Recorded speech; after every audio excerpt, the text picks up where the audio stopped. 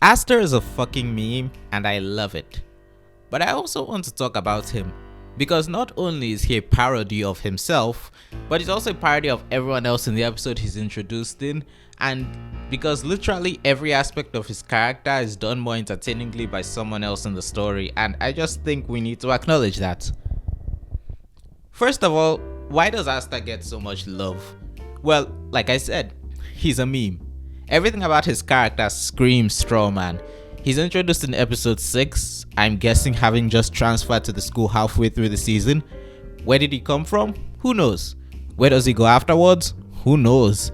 Maybe he dropped out because he couldn't be a guardian after Parsley crushed his foot.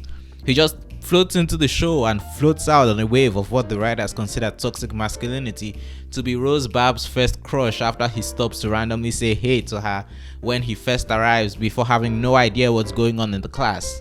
My name is Rosemary. Are you sure? Rubarb. It's Rose...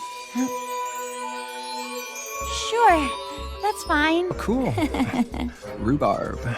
Yes, Rubarb. 100% my name. And given the perception this show had back when the first trailer came out, the fact that he's such a blatant caricature of this character trope just loops all the way back to being funny. Everything about him is hilarious. It's hilarious how he's the one person in class who's able to identify that Rubarb's sword looks exactly like flowering thorn, but doesn't know enough about it to realize the metal is immutable. It's hilarious that he answers his name while running his hand dreamily through his hair. It's hilarious that he keeps bragging about being the best even though he can't outdo the girl who up to this point has been portrayed as pretty incompetent all things considered. And it's hilarious that he's one of the best designed and acted characters in the show. But I also said that every aspect of his character is done in a more entertaining way by someone else in this episode. So let's actually look at what we can scrape from his characterization. So, who is Aster Tourmaline? Besides one of the very few characters with the last name. Well, he's an oblivious himbo. He tries to take charge despite not being adequately prepared, showing his arrogance, and he has bad assumptions regarding the gender of his partner.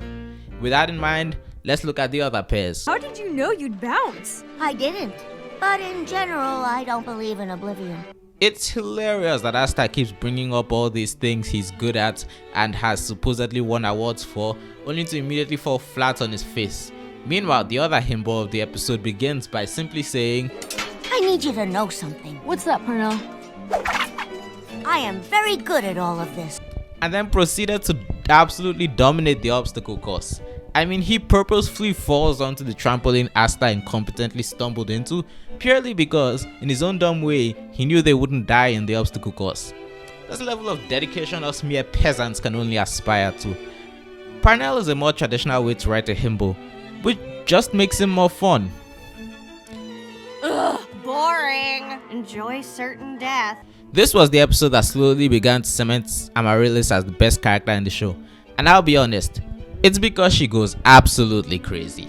I mean, her solution to getting through the maze is also to ignore the compass, but unlike Asta, instead of trying to get more lost, she just chops through it with her brand new axe until it captures her, leading to, believe it or not, character development, as she has to make peace with her partner to get her help to be freed. But frankly, Amaryllis is the subject for her own video that I'm planning to make, and you should subscribe to me so you don't miss it. You wouldn't get this. You're a guy. Honestly, I'm kind of flabbergasted that in this episode, where the sexist character who only exists to be a sexist man is introduced, the most notable display of sexism in the show can be attributed to one of the main characters complaining about him. Sage completely freaks out about Steven Rosen versus Crush and goes on a pretty sexist rant about how guys don't like to talk about their emotions. She literally says, "In any case, guys just don't understand that the bond between girls is just deeper." Let's face it, Asta is a polite-ish, overprotective idiot himbo, but he doesn't say anything that bad in the show. And frankly, his apology was just as good as Sage the Page Mage's. She doesn't really apologize for being sexist, just for freaking out. It's only mitigated by her offering to talk about their emotions, which, while not an apology, is an acknowledgement that she knows she was wrong. Oh, stop glaring at him like that, Sage. You were just as bad 5 minutes ago. Frankly, you're not even done. Guy friendship is different. It isn't the same. Guys don't talk about their feelings. These women are about to release years of pent-up resentment. Can you imagine how many horrible insults they've been saving up? Let's watch. However, while I talk about this, I must discuss the thing that many people have pointed out. The scene is supposedly meant to reject the idea that guys can't be as emotional as girls. But the problem is that the person used as an example, Snapdragon, will later be heavily inclined to be transgender, which has muddled the message for some because, combined with her lack of admitting she was wrong specifically for what she says about guys, it has an uncomfortable undertone that the problem isn't that she assumed guys don't talk about their emotions, is that she assumed Snapdragon was a guy. Who else is there? Asta, Cam, Slime Boy and Parnell. Wait, Slime Boy and Parnell do discuss their feelings in the episode before this. And Sage was there. She talked with them. She almost crushed them under an avalanche of frog-goat hybrids.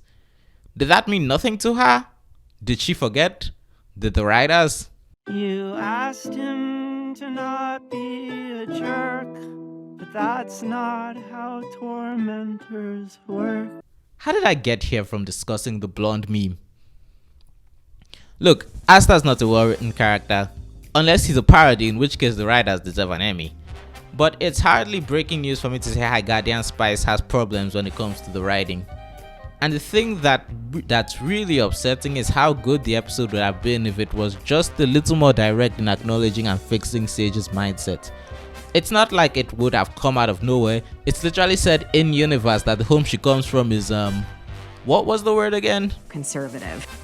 And while there are things to say about that scene, the idea that Sage has harmful traditionalist ideas about men is interesting. So picture this. Asta shows up and the audience immediately groans about the fact that this is the sexism episode. But then we learn that Sage also has outdated ideas about men and their emotions. And then they both acknowledge their mistake and try to be better, because Asta would be a fault to Sage, and it would be awkward if she got over her issues and he just dropped off the face of the earth. And the teacher doesn't laugh off one student purposefully smashing another student's foot with a hammer. Then move the Parnell conversation to the next episode to represent character growth after Thyme says something that hurts Sage's feelings without realizing why, and she's actually present to listen to two guys talk about their emotions. Then it can be referenced when she and Rosemary fight and Snapdragon is the one she confides in. There's a good character arc there. I'm just not convinced the creators know it's there. Though for this to work, Snapdragon can't be trans because then she's just talking to another girl, and it's important for this arc that she's confiding in a guy. Wow, first I said that White should have stayed racist, now I'm saying Sage should have been sexist. Is this a trend with me? If you enjoyed the video, please leave a like and comment your thoughts. Subscribe for more content and that Amaryllis video I mentioned. Thank you and good day.